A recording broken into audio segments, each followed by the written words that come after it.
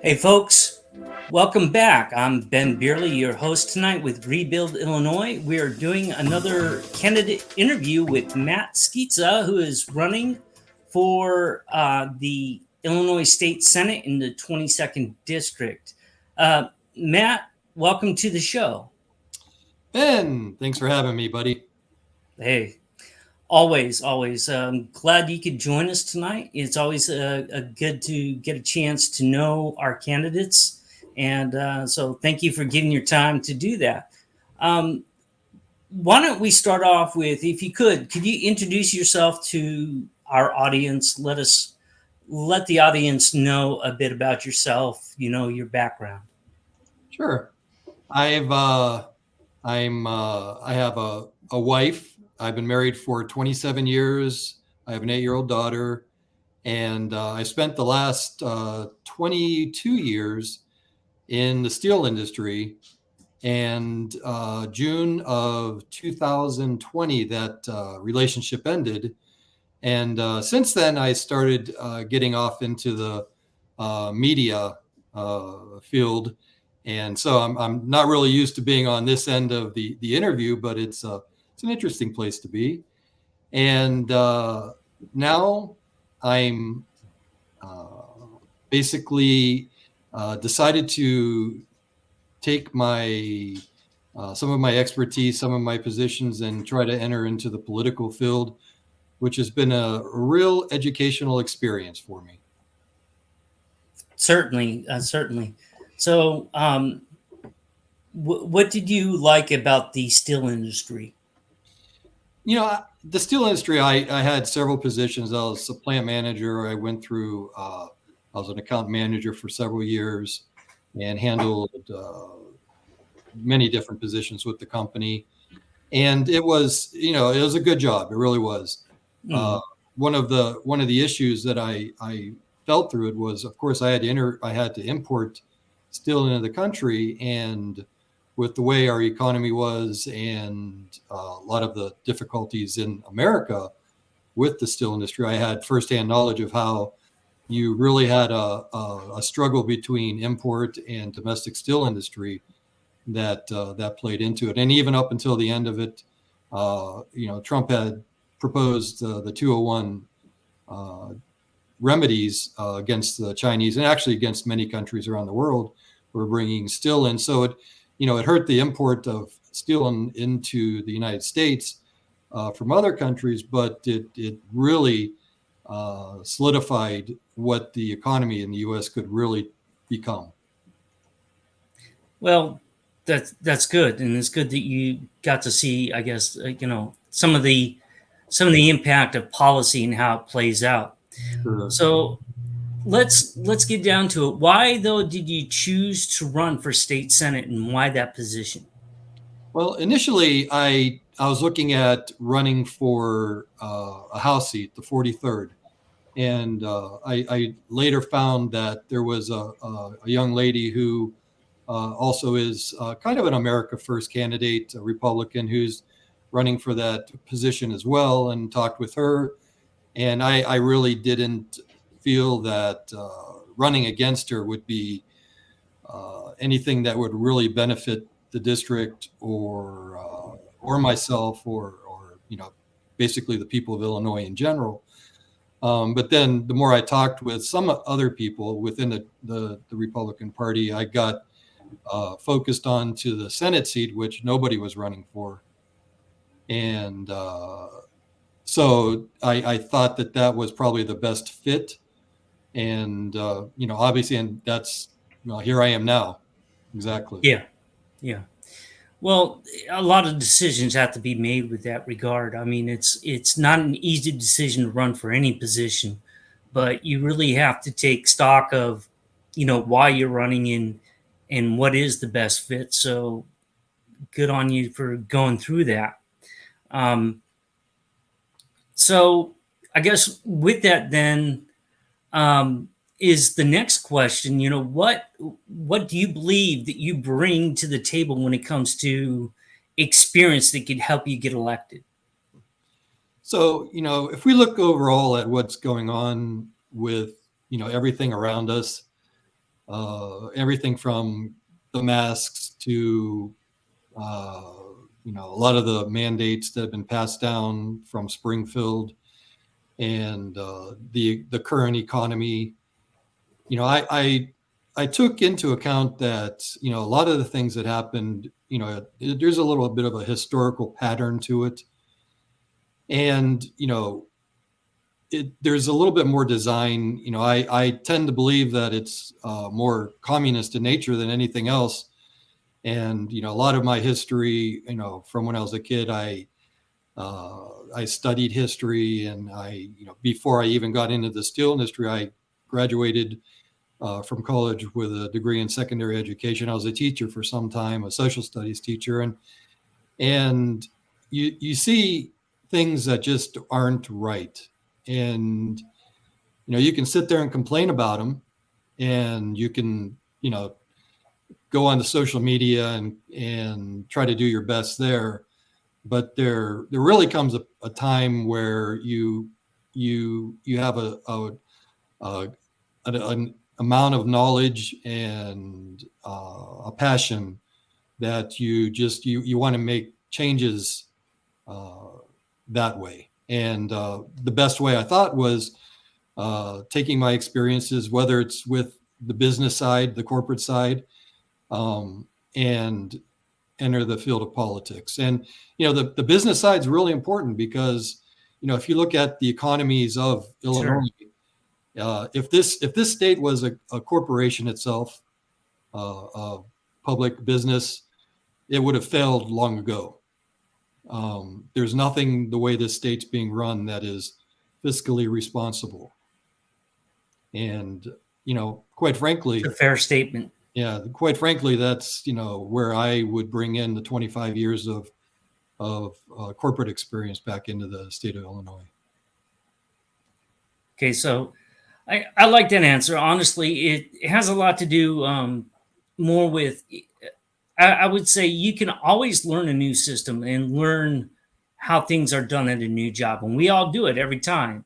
And anybody who says, "Well, I have the experience because I know how to do this and that," well, that's great. But if you don't have the right underpinnings, it doesn't matter how well anybody could learn the job. It just the real question is, do you have the do you have the frame set that it is going to benefit the people in the long run? Because that's who you serve in a public office.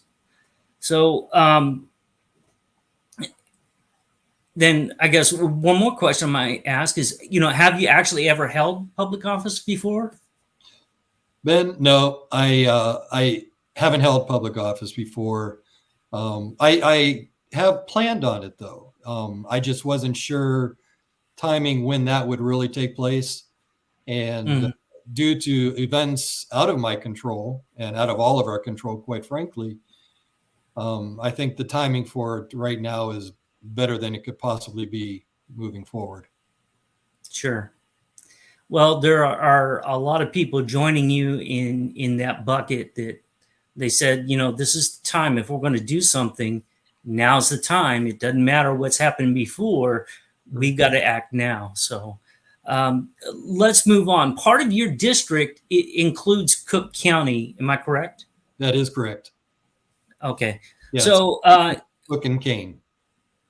Cook and Kane, or Crook, as we like to say. So you have a job ahead of you here. Okay. You've got to try to win over a significant portion of Cook County into your seat or into your ring, really, in order to win the election. So how do you plan to win over some of the Democrats there in Cook County and suburban Cook County? And have you started to implement that plan?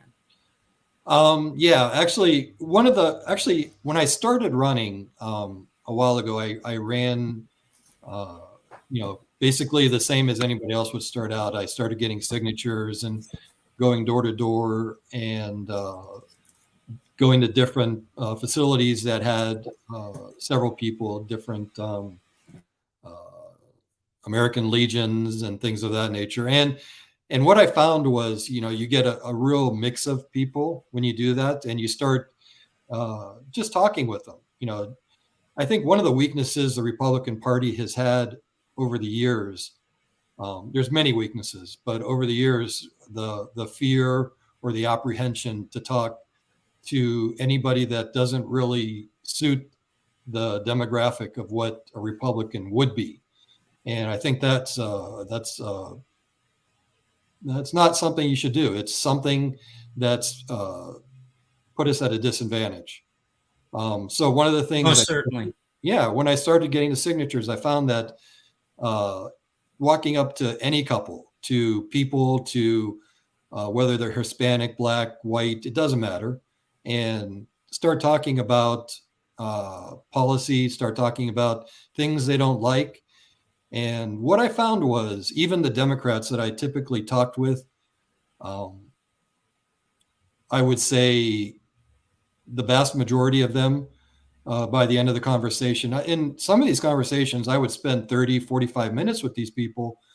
Um, and a lot of them even signed my petitions uh, that I needed. But at the end of the day, I had quite a few of them that, they would say, if when you are on the ballot, I'm a lifelong Democrat, but I don't like the way things are going, and I will vote for you. So, Yeah. the worst thing you can do is sit back and hope that you just rely on the people that typically vote for you, and go with it from there, because you're not going to win if you do that, especially when you have half of your district in Cook County.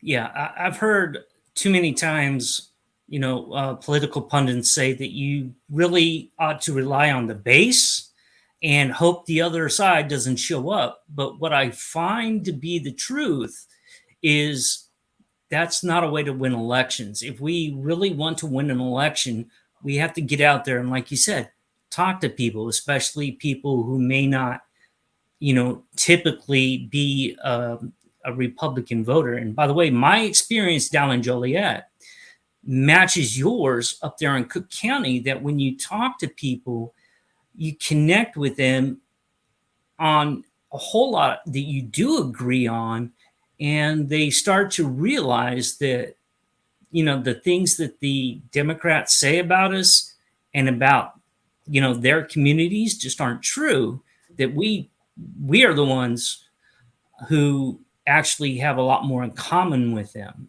And I've won a lot more people over that way than I ever would have had I stayed at home and not talk to anybody outside of the Republican base. So good on you, and especially with your district, you've got to do that, and it's good to Sure. hear that you're doing that. So let's move on to the next topic. And so we're going to talk about crime. So, Crook County goes right along with this kind of perfectly. Um, Crime is on everyone's mind. We've seen just quite a bunch of it on TV. And, going back to the 2020 riots, where they say, the riots are mostly peaceful, and the city's all in flames behind them. And um, Yeah. yeah, mostly peaceful. But there's not going to be a city left, but it's mostly peaceful. But with that, though, if you go down the Magnificent Mile right now, about half of the businesses that were there are boarded up. They're Wow. gone.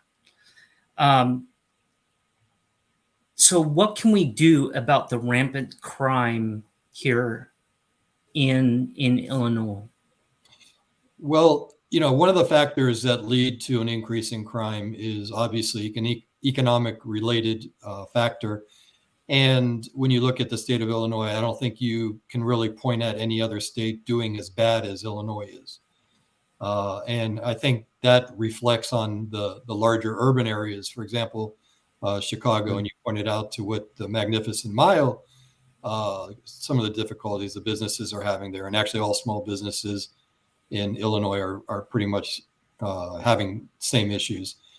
The second factor, I think, when you look at the crime in Illinois is you have laws that don't, of course there needs to be some revision in there, and maybe some additions and subtractions, but the greatest impact that you could really do to change the crime sprees that are taking place over the years in urban centers like Chicago is finally getting some prosecutors that really know how to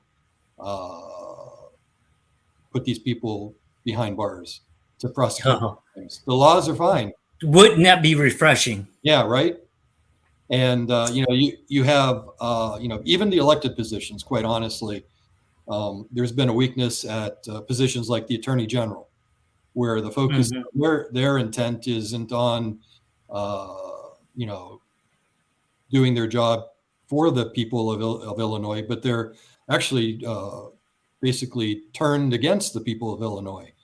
And Isn't it? I think her name is Kim Fox there in Cook County. Won't even she won't even charge people with anything if their theft is less than $1,000.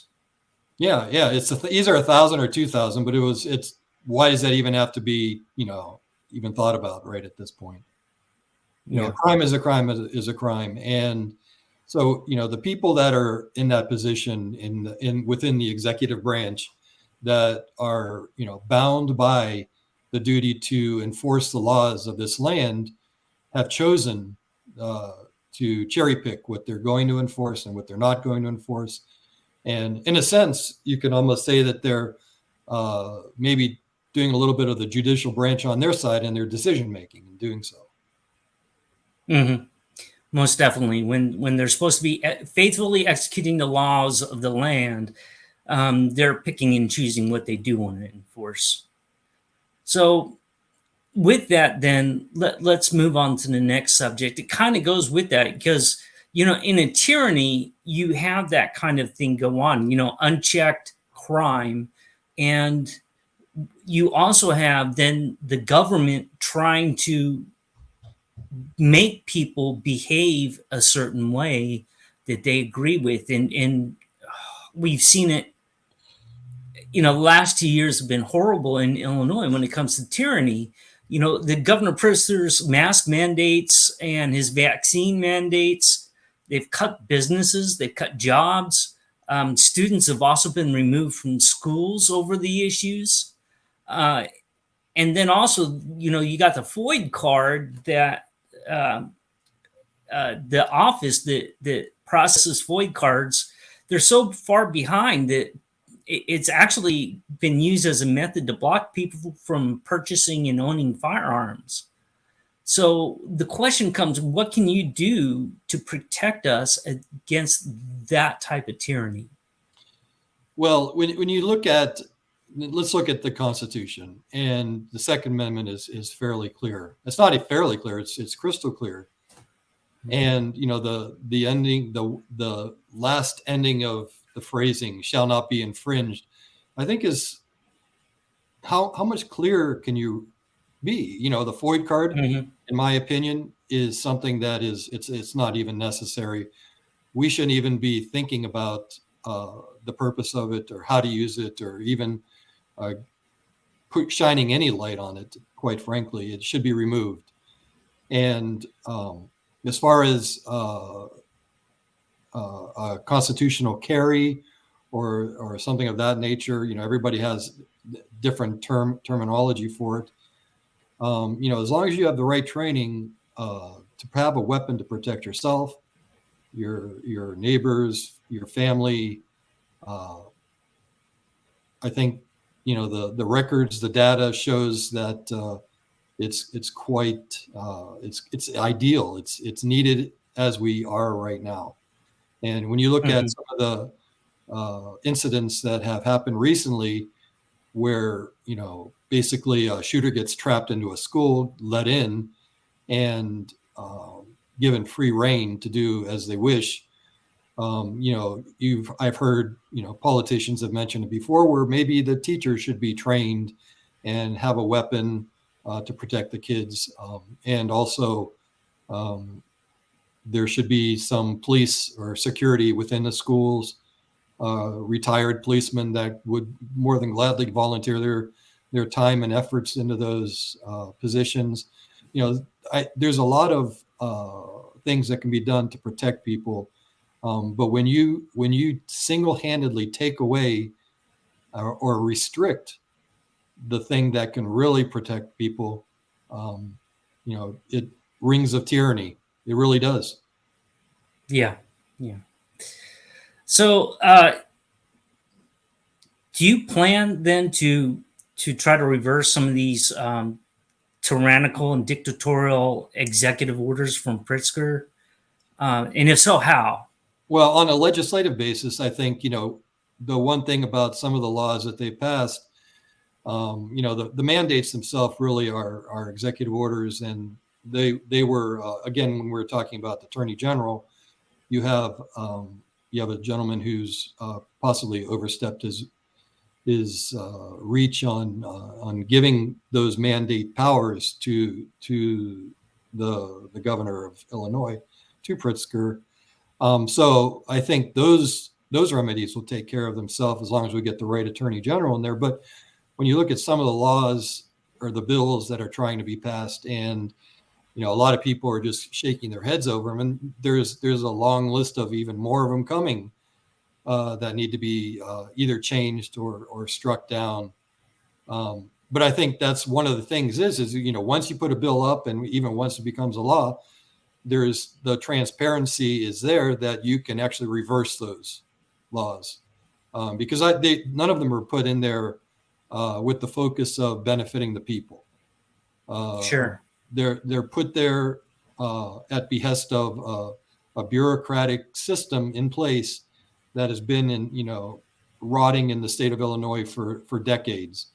And it's about time that we have some people that are going to step up and make the changes where they need to be made. Okay. Paul Schimpf, he's one of the candidates for governor. Yes. Speaking on liberty, if you've been, keeping up with school, and you got a 8-year-old daughter, I'm sure you have. There's been a lot of stuff wrong going down the pike lately when it comes to children here in Illinois. So Paul Schimpf is calling for a parents' rights bill to be added to the Constitution. And I'm wondering, would you support a parental rights bill if you were elected? First off, to make the easy answer, yes, absolutely. When you have, for example, the Department of Justice, they released a statement basically saying that parents, those that are attending school board meetings, which is well within their rights, are domestic terrorists. You have a fundamental gap that's taken place that you can't really question why it's happening. And any suggestion of a parent's bill of rights, even though by nature should be common sense that those rights are already there. But hey, if you have to outline them and make it more specific so that the parents can actually have those rights clearly in front of them and then point to it, then yes, absolutely, without doubt, I would definitely support it. Yeah, and I would just interject here. This is why the Federalists, going back to the argument over the U.S. Constitution, the Federalists argued that there was no need for a Bill of Rights in the first place because the powers of government were few. Those aren't my words; they're theirs. But what we're seeing now is this argument that, well, there are no rights outlined in the Constitution that protect this. So why parents do you say that you have rights? We've heard, it takes a village to raise your children. Well, I would argue that most villages I would not let touch my children. It's more that my children need to learn how to live in the village. And if it's a village of like-minded people, I'm probably going to give them more leeway. But villages today? No, no way. Well, and one of the things that we also have to consider and think about is if you look through history, a lot of the communist regimes that took over, they always interpret children as property of the state. And again, you have a situation where you have government officials, those in power, those making legislation, those in charge of the executive branch that are supposedly enforcing these laws, that are actually taking the side of that communist doctrine, saying, yeah, you know what? Yeah, They literally said your children are property of the state. They're not yours. You're more or less, you're just a caregiver in a sense.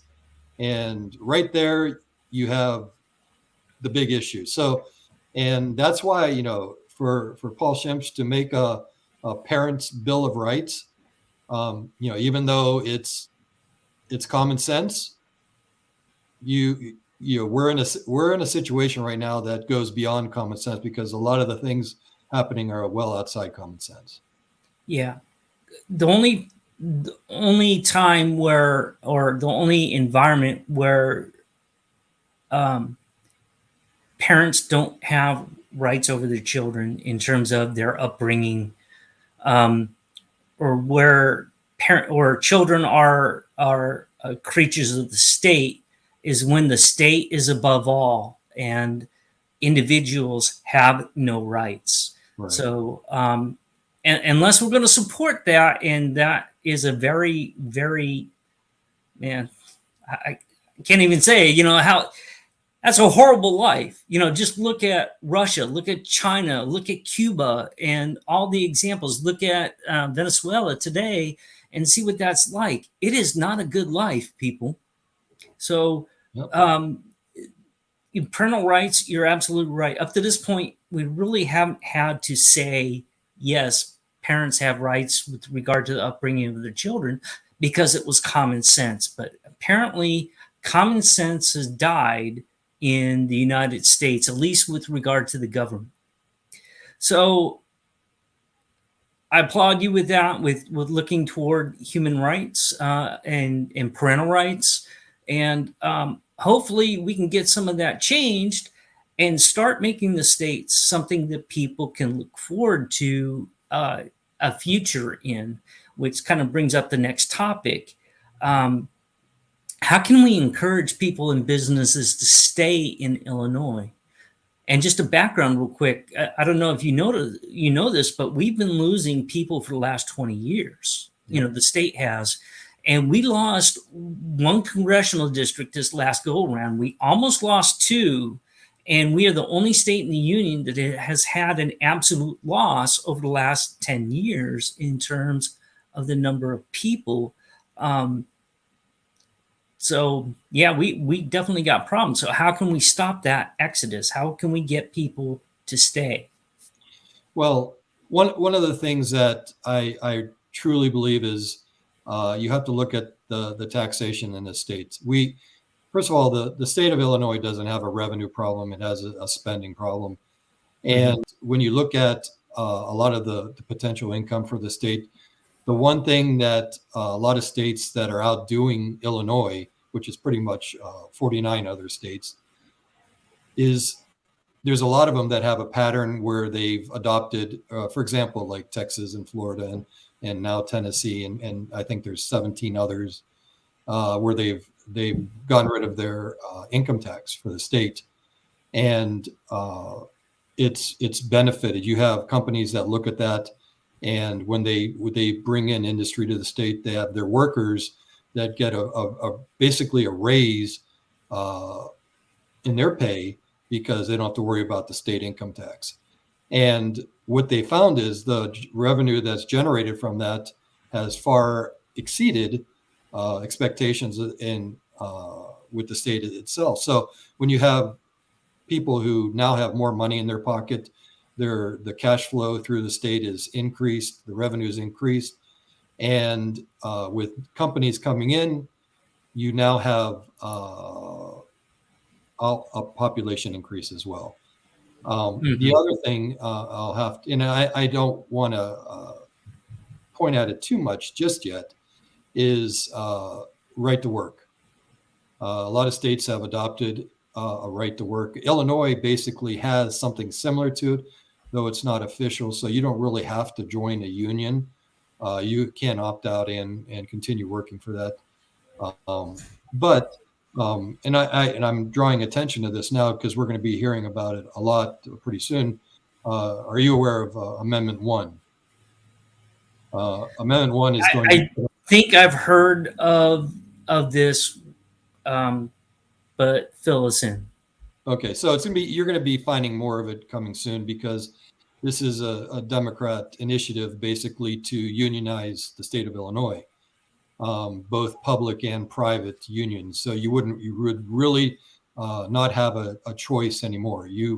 If you worked in private or public, you would be stuck joining a union.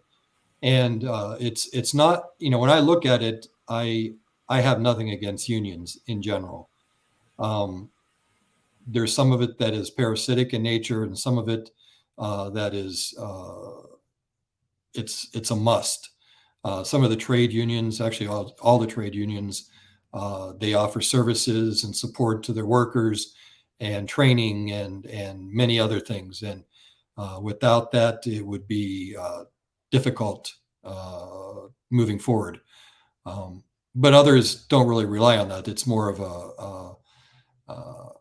a way to increase the pocketbooks of those in charge of those unions. So Amendment 1 basically takes that, and within the public and private sector says that you have to be a member. So and oddly enough, it crosses a line with politicians as well.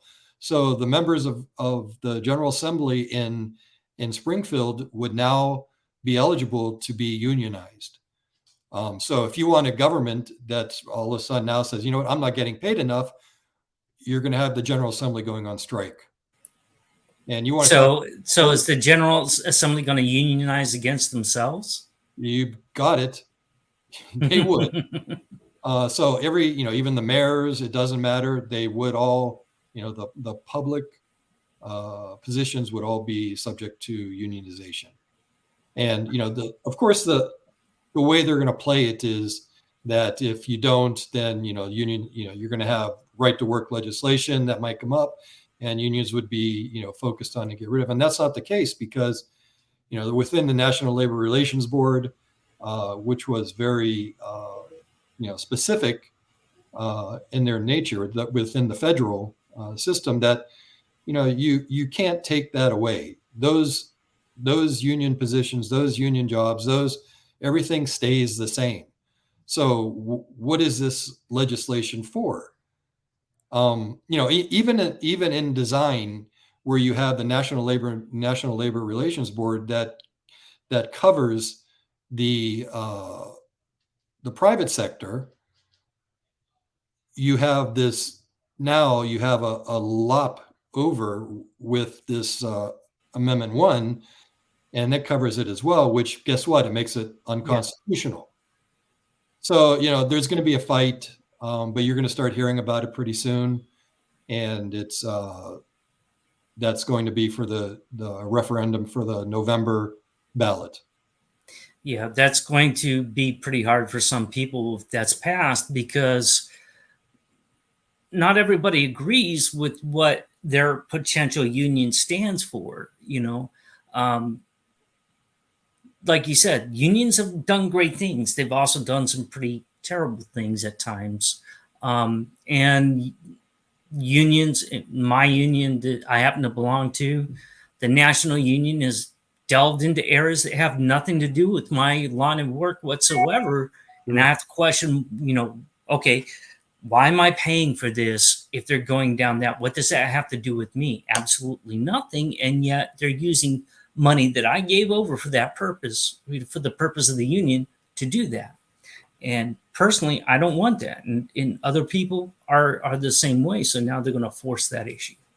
And one more economic impact to it is when you have companies that are looking for investment, that are looking to put up warehouses and manufacturing, The state of Illinois is lacking in that.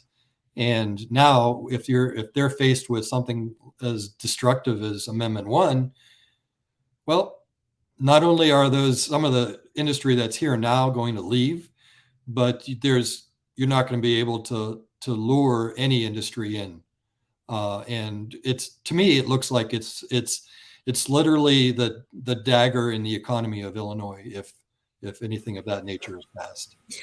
Isn't in fact that's why Elon Musk pulled out of California Exactly. is, and also people may not understand this, but um, the union requirements in the automotive industry also did a lot of damage to the American automobile industry.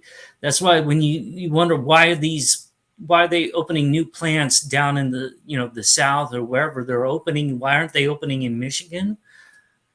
They don't want to go back to that. They want to have a fresh start where they have a chance of competing against foreign auto industries that don't have to have that hanging over their head.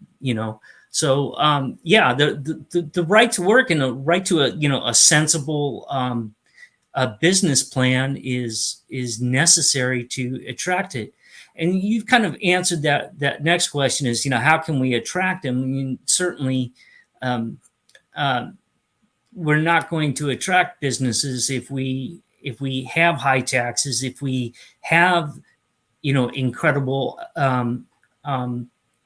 regulations put Sure. on them, and then we throw on a unionized workforce that they can't hire outside of, or workers can't join without being a part of. Yeah, Yeah. I got issues. It's the United Auto Workers all over again. Yeah, Um, it's a recipe. It's a recipe for destruction. And fortunately, you can look at it and say, well, this is what we're not supposed to do. Let's just do the opposite. And sure. it's a good formula for creating jobs and increasing the population of Illinois. Again.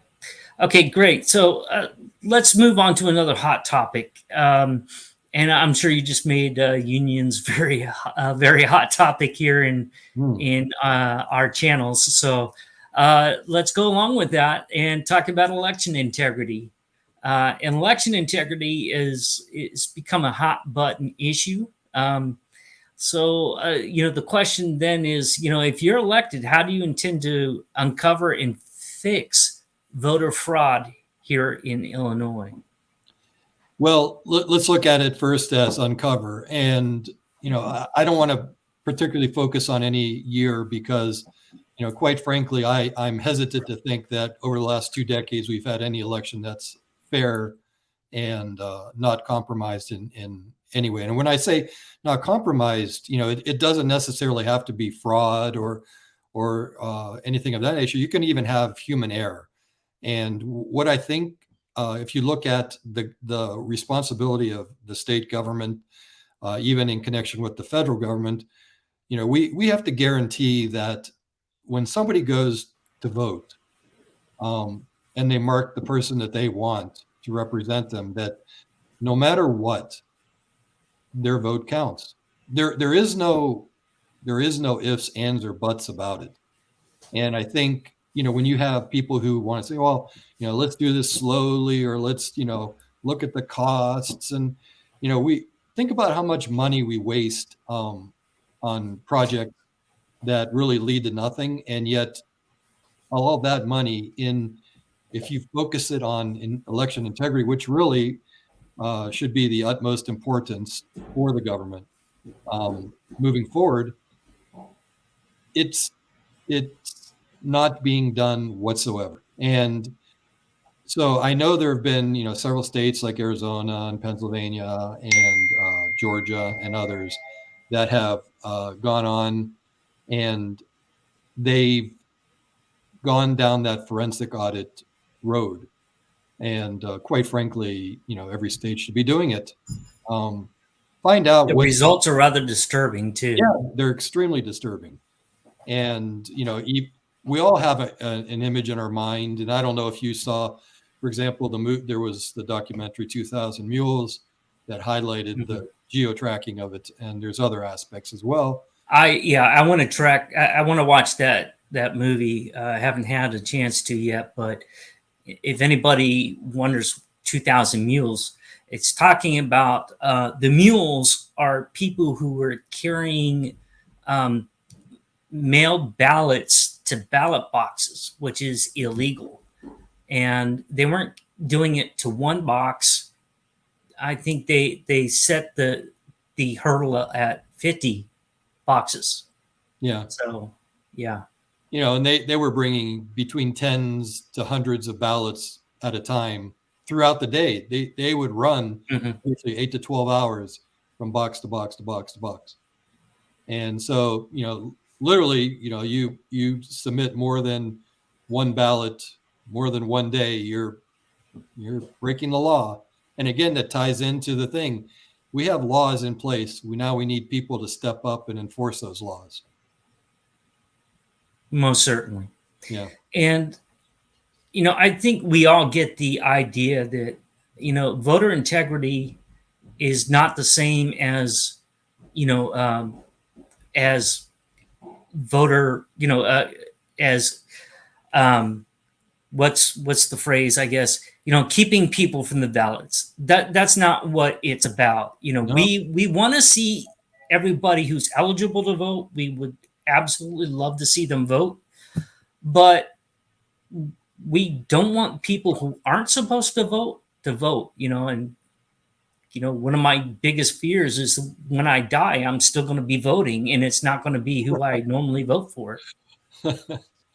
Yeah, I know that is a fear, and there's a lot of things that are taking place, and there's a lot of people. For example, and I'm going to throw his name out, Bobby Piton. He's gone the extra effort to look at voter integrity, and so a lot of his ideas are strong, to say the least. But they're the common sense ideas that we need to take place. Whether it's a voter ID, keeping it simple. The old acronym, KISS. Keep it simple, stupid. I think we need to look at our elections and start doing that. Keep it in one day, no mail-in ballots, keep it as paper ballots, voter ID, and even uh, a holiday for voting for the day, for election day. Anything to make Mhm. it special and attract people to do and enjoy the day. Um, I'm not sure we'd ever get to this point, but the most effective voting system I saw was when I was in Afghanistan, and people voted had to have the thumb marked with an indelible purple ink. You couldn't wash it off, so they couldn't go to another polling place and try to vote again because they're inked. it's there. Yeah. So you know yeah, we have more high tech methods of tracking that here, but we're just not doing it, and that's my concern, is that if we can't guarantee the vote to the people, how can we guarantee our government? That's right. It's very hard. So I'm glad to hear that you're thinking about that, and you're looking at other candidates and what they're doing, because that's how we win. Right. And not just at the poll, but win as a community and as a state, is have people are willing to listen to each other and work with each other, rather than this dichotomy that we have. This Sure. polar opposites in the assembly that we currently have. I could go on for that, for days, on why that's wrong, but just common sense solutions that work for everybody and where everybody wins, work. So yes, voter access. Yes, voter integrity. Right. Yes. Okay, so we reached the end of the questions, really. So, what, if any, do you have any closing thoughts that you could give the viewers? Yeah. When I decided to run, I want to do it in a way of an anti-politician, I guess you could say. I know a lot of politicians say they want to be your voice and things, but they don't carry through. And I think, when you look at the structure of government, everybody has this pyramid image in their mind. And even historically, looking at how maybe it was taught in the schools, where you have the federal government dripping down to the state government, dripping down to the local government, and somewhere on the bottom is everybody else, where the people are just sitting there. And I think we need to really adjust our focus on how the pyramid of government truly is. And the biggest chunk of it, and I look at it as like an inverted pyramid, where you have the people at the top trickling down to the local governments and the state governments, and then to the federal government. And that's where the power truly is people need to understand that we were given the rights under a constitution that affords us powers that I think over the years have been forgotten. And we're now seeing a tyrannical system in place, where everybody's now starting to question what's going on, and they're taking it to the next level, which is now we're going to do something about it. And that's the realization of what our Constitution is, and moving in that direction. So that's my focus. I'm literally going to be the people's messenger with that. I plan on being open. Come and visit. Email me, call me, whatever it is, and go from there. But let's go from that. Okay, now you're a write-in candidate, right? That's correct. Yes. So you want to tell people a little bit about write-in candidacies? Sure. Yeah, it's not of course not everybody, because they're right. This election in general, there's several candidates that are write-ins from different districts. So actually, it's probably Which means your name is not necessarily on the ballot. Not yet, no. So when you go for the primary, for the Republican primary, you're gonna go in there and select your governor positions, your attorney general, everybody that you're counting on. But a lot of the write-in candidates won't be there for that district. So you're going to see the district number, the position. For example, mine would be the 22nd Senate position. So you'll look there, there'll be a box, and there's not going to be a name. So that's where the write-in comes in.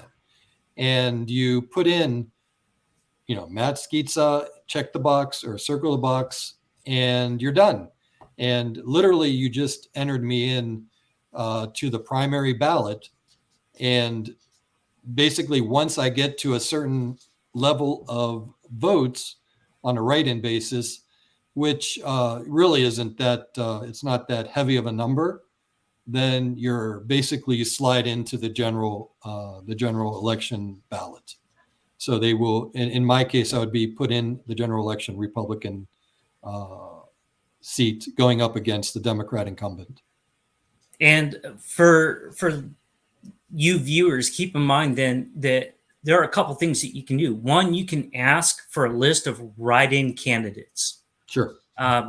The other thing you can do is you can write down candidate names that you want to vote for and take that list in with you. Either way is perfectly legal. It's something you should always do for judges, because it's hard to keep them straight. You want to do the research beforehand and take those names in with you. But when it comes to write-in candidates, you either have to ask for them, or you have to, like I said, write them down before you go in. Yes. So you have those names with you and you spell them correctly when you go in. So in this case, it's for you, Matt, it's just because you entered the race a bit late to actually get in the normal way. Yeah. Of course, a lot of the candidates, they entered the race, maybe even top of the year, or some even last year. And so there is a jump start on getting the signatures done. For me, I didn't really officially try to enter the race till the end of February, almost the top of March. So that was pretty late. Yeah, that was pretty late. And a lot of people tried that. A lot of people, obviously, when they get to that stage, they might say, you know what, I I don't think I'm going to have the time. The numbers game, they play into it. But I did go the signature route as well, and I came really close to getting enough signatures to do it, but I needed a bigger buffer, quite honestly. And Okay. And that's fair. That's always a good reason to go another route. right, We've covered that in previous episodes. We've talked about just the amount of time it takes to get those signatures is incredible. yes, You got to be out quite a lot, so it's not a bad strategy to go that route.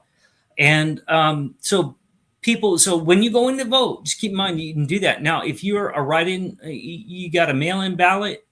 You can look up those names online. You can go to your county election site to find out those write-in names, or hopefully the candidates have also contacted you and let you know that they're a write-in candidate, yes, which yes. Matt has done now.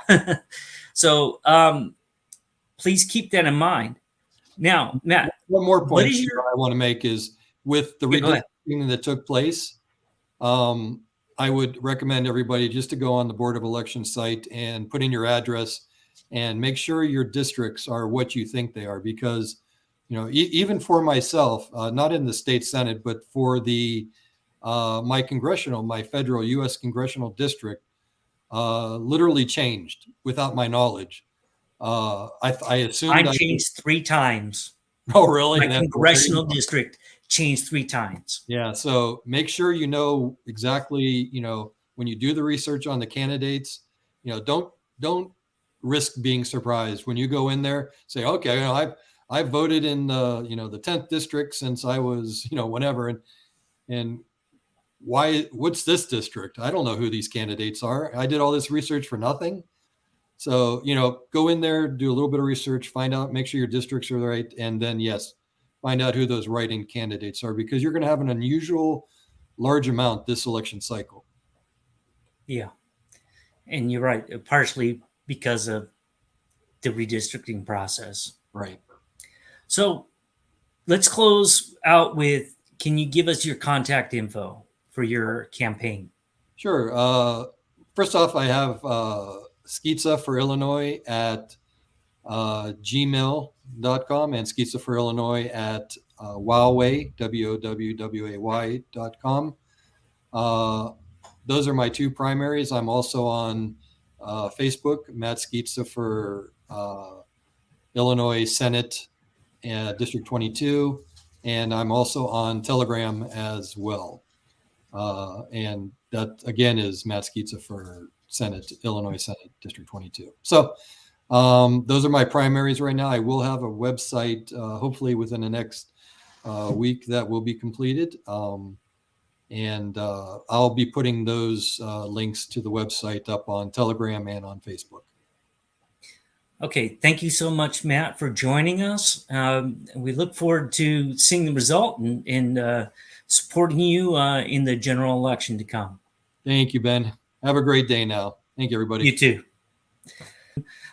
Please stay tuned, watch, and if you have a candidate in mind that you would like to see an interview, get them to contact us. And Christian, if you would, right there, okay, and you can have them reach out to us at rebuildillinois.org, and we would love to interview them. Until then, y'all have a great night, and we'll catch you again.